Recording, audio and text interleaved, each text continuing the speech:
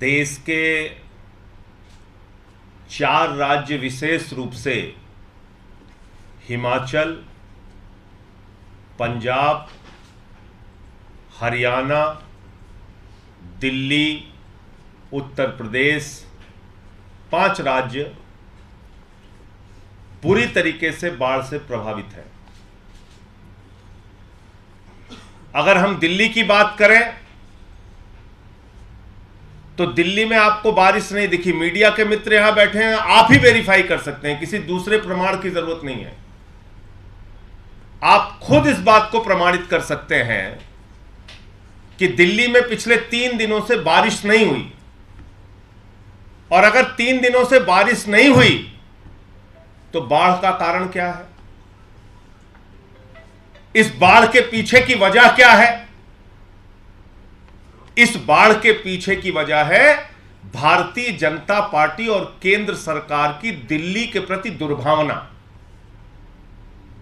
इस बाढ़ के पीछे वजह है केंद्र सरकार की दिल्ली को बर्बाद करने की साजिश।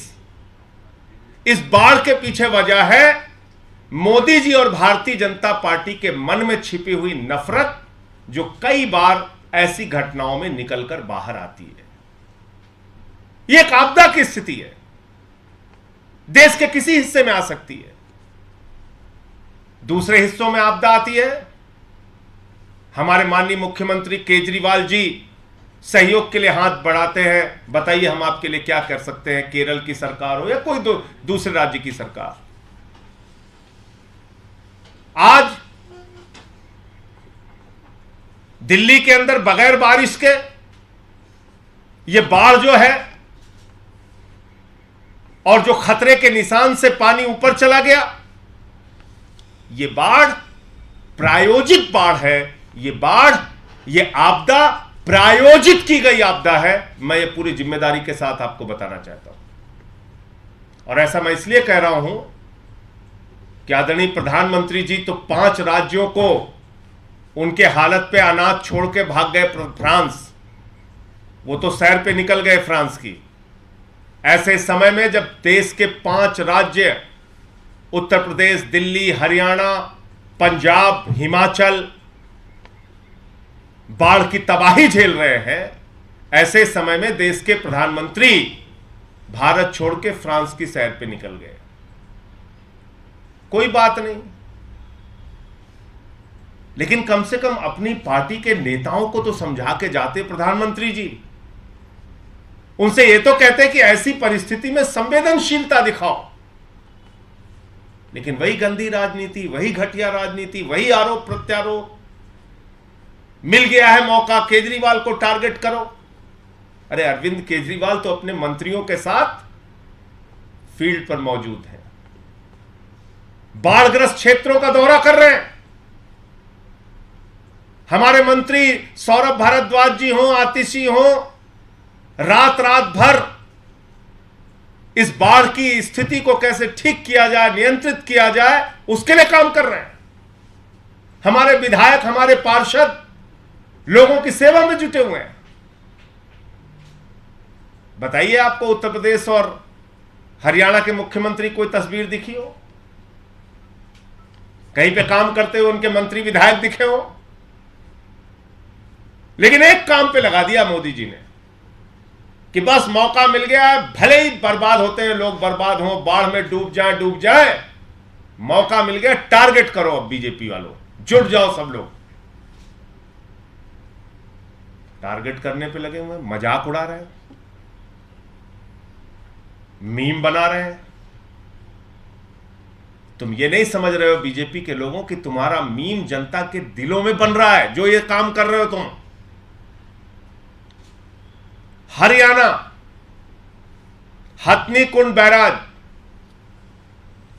एक पानी दिल्ली की यमुना में आता है, एक पानी उत्तर प्रदेश के रास्ते जाता है, एक पानी कैनाल के रास्ते हरियाणा की तरफ जाता है। बेहतर यह होता कि बाढ़ की स्थिति थी तो तीनों रास्तों में अगर बराबर की आप पानी छोड़ते तो दिल्ली भी सुरक्षित रहता, हरियाणा भी सुरक्षित रहता और उत्तर प्रदेश का इलाका भी सुरक्षित रहता।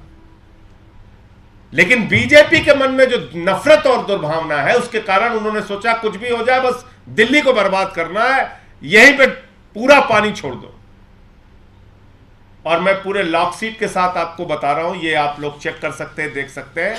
9 तारीख से लगातार हरियाणा और उत्तर प्रदेश के तरफ जाने वाले पानी को रोक दिया गया और पूरा का पूरा पानी दिल्ली की तरफ छोड़ा गया। 9 तारीख से लगातार 13 तारीख तक सारा का सारा पानी हथनी कुंड बैराज से दिल्ली की तरफ छोड़ा गया कि दिल्ली को बाढ़ में झोंक दो, दिल्ली को डुबा देना है पूरी तरीके से। यह तो बहुत अच्छा है कि अरविंद केजरीवाल जी की एक संवेदनशील सरकार है, यहां पे संवेदनशील मंत्रियों का समूह है, विधायक हैं, पार्षद हैं, हमारे कार्यकर्ता हैं, जो इन परिस्थितियों को नियंत्रित करने के लिए काम कर रहे हैं। वरना 78 से भी ज्यादा भयावह स्थिति अगर पानी छोड़ने की है और पानी आ गया है यहां पर, तो ऐसे में तो पूरी दिल्ली डूब जाती। लेकिन ऐसा क्यों कर रहे हैं बीजेपी के लोग? आपको भी 7 सांसद दिल्ली के लोगों ने जिताया है। आज बेहतर होता वो 7 सांसद हरियाणा के सरकार से अपील करते, प्रधानमंत्री जी से अपील करते कि भाई पानी बराबर बराबर छोड़ा जाए, सारा पानी दिल्ली की तरफ क्यों छोड़ रहे हैं? अरे यहां भी यूपी वाले रहते हैं, यहां भी हरियाणा वाले रहते हैं, और अगर आप तीनों तरफ पानी बराबर बराबर छोड़ते तो इतनी भयावह स्थिति नहीं पैदा होती। हरियाणा भी डूब गया, उत्तर प्रदेश का नोएडा पूरा का पूरा नोएडा डुबा दिया आपने, क्योंकि 230 किलोमीटर का रास्ता है पानी का, और उस रास्ते में हरियाणा भी आता है, उत्तर प्रदेश भी आता है। तो जो भी क्षेत्र आएगा वो, अगर आप एक तरफ पानी छोड़ेंगे तो वो डूबेगा। तो ये तो बंदर के अस्तूरे वाली कहानी हो गई कि एक तरफ बंदर जो है वो अस्तूरा राइट मारता है, फिर लेफ्ट मारता है, फिर अपने ऊपर मार लेता है। तो दिल्ली को बर्बाद करने के चक्कर में आपने हरियाणा भी बर्बाद किया, उत्तर प्रदेश भी बर्बाद किया। अगर तीनों राज्यों के चीफ सेक्रेटरी आपस में बातचीत करते, डिजास्टर मैनेजमेंट के लोग आपस में बातचीत करते, और ये पानी का डिस्ट्रीब्यूशन बराबर बराबर से होता, तो शायद ये बाढ़ की स्थिति दिल्ली को भी नहीं झेलनी पड़ती, इतनी भयावह स्थिति उत्तर प्रदेश और हरियाणा को भी नहीं झेलनी पड़ती। और 9 तारीख से, मैं फिर दोहरा दे रहा हूं, 9 तारीख से 13 तारीख तक लगातार सारा पानी सिर्फ और सिर्फ दिल्ली की तरफ छोड़ा गया। ये लॉकशीट चिल्ला चिल्ला कर बोल रही है। क्यों इतनी नफरत है बीजेपी वालों को दिल्ली से? क्योंकि उन्होंने केजरीवाल को जिता दिया, क्योंकि एमसीडी में आम आदमी पार्टी की सरकार बना दी, इसलिए इतनी नफरत से आप काम करेंगे?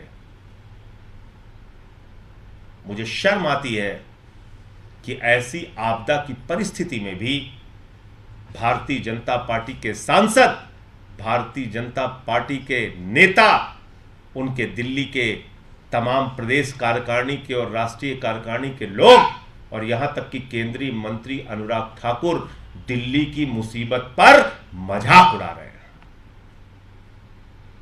सहयोग का हाथ नहीं बढ़ा रहे हैं।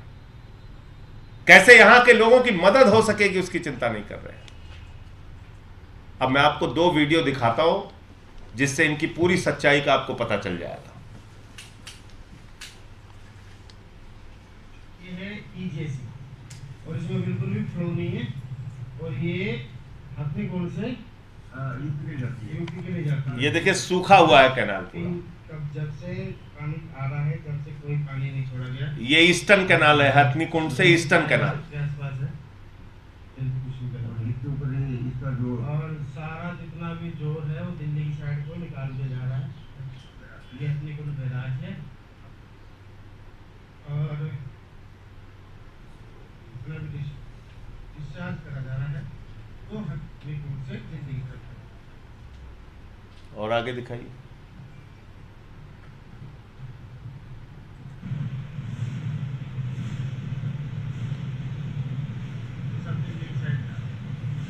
ये सारा पानी दिल्ली की तरफ छोड़ा जा रहा है।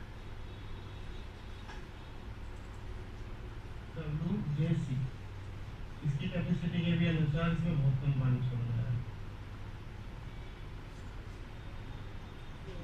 तो कम है और जो दिल्ली की साइड पानी छोड़ा है काफी कम। ये भी वेस्टर्न कैनाल में जो हरियाणा की तरफ जाता है, इसमें भी 13 तारीख को पानी छोड़ा गया। उसके पहले 9 से 13 तक जब हम लोगों ने कहा तब बहुत कम मात्रा में पानी छोड़ा गया, जबकि 10 गुना कम क्षमता में पानी छोड़ा गया यहाँ पे। तब ये पूरी बात बताने का मकसद ये था कि दिल्ली की बाढ़ प्रायोजित बाढ़ है, यहाँ पे बारिश नहीं हुई है। यहाँ के सरकार के मैनेजमेंट में और यहाँ के मुख्यमंत्री अरविंद केजरीवाल की चिंताओं में, संवेदनशीलता में कोई कमी नहीं है। यहाँ के मंत्रियों के काम में और विधायकों के काम में कोई कमी नहीं है। अपनी दुर्भावना की राजनीति के कारण जबरन जानबूझ के दिल्ली को बाढ़ में झोंका गया है। ये पूरी सच्चाई आपके सामने बतानी थी। अब आपके कोई प्रश्न हो, मैं चाहूंगा प्रियंका जी अपनी बात रखें, फिर आपके कोई प्रश्न हो।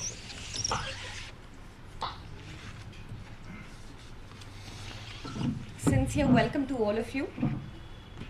This press conference is to address the issue that there have been no rains in Delhi for the past 3 days, as you all can verify. The floods in Delhi, as we see them today in the low-lying areas of Yamuna, is because of a manufactured man-made flood by the BJP. Certain videos were played which clearly showed that there was no water released from the Hathnikund barrage from 9th of July to 13th of July, and the entire water flow was diverted to Delhi, therefore causing these floods. Friends, you will all notice that whenever there is a situation in the country, whenever the country is facing a disaster, our Honorable CM Shri Arvind Kejriwal ji is the first one to offer assistance. That is what the governments are supposed to do for the people. It is most unfortunate that in Delhi, that in the center, there is a government, a vindictive government, a government who is hell-bent to only cause problems to the people and do negative politics. This government, with complete intention, has ensured that the entire water from the Hathnikund barrage flows from Haryana to Delhi. This must be addressed. It's a manufactured flood. You will see all of our ministers, our MLAs, our councillors, our mayor have been on the ground. Even our Honorable CM has been constantly on the ground from day one. They're trying to manage the situation. However, जब पूरा ही पानी दिल्ली की तरफ छोड़ दिया तो difficulty होगी, and that is what Delhi is facing currently. It is also important to note that Delhi is not the only state at the moment which is facing such a crisis. There is Himachal Pradesh, there is Punjab, there is Uttar Pradesh, there is Haryana, and yet we see the PM on a foreign tour yet again. It is extremely important that we must come together. The chief secretaries of these states should have come together, evolved a plan, because the gates at these barrages are easily manipulated and water could have been distributed so that there was no issue in any of these states from where this barrage, the river flows. It's a 230-kilometer stretch, as we know. So therefore it is very important that accountability must be fixed, questions must be asked. This government, comprising of people who have no sympathy towards its citizens, questions must be asked of this government why no water was released from Hathnikund barrage between the 9th and the 13th of July, and why was it allowed that the entire water flow is diverted towards Delhi, therefore causing these floods. If you have any questions, sir will address them.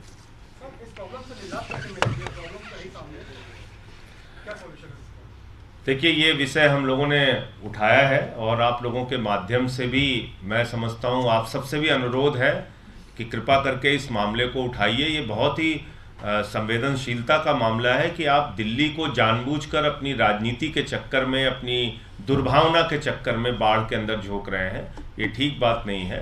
पानी का distribution बराबर कीजिए और इस तरीके से सारा पानी दिल्ली की तरफ छोड़ के और दिल्ली को बाढ़ में झोंकना, ये ठीक बात नहीं है।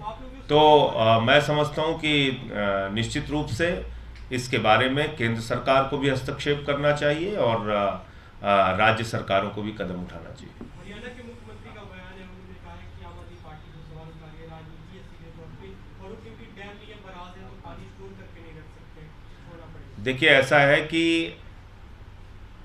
हरियाणा के मुख्यमंत्री क्या कह रहे हैं वो महत्वपूर्ण नहीं है।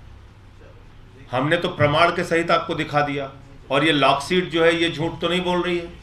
इस लॉकशीट को आप वेरीफाई कर लीजिए कि 9 तारीख के बाद कितना पानी ईस्टर्न और वेस्टर्न कैनाल में छोड़ा गया। ये तो आप वेरीफाई कर सकते हैं मीडिया के लोग। न मेरी बात मानिए, न हरियाणा के मुख्यमंत्री की बात मानिए।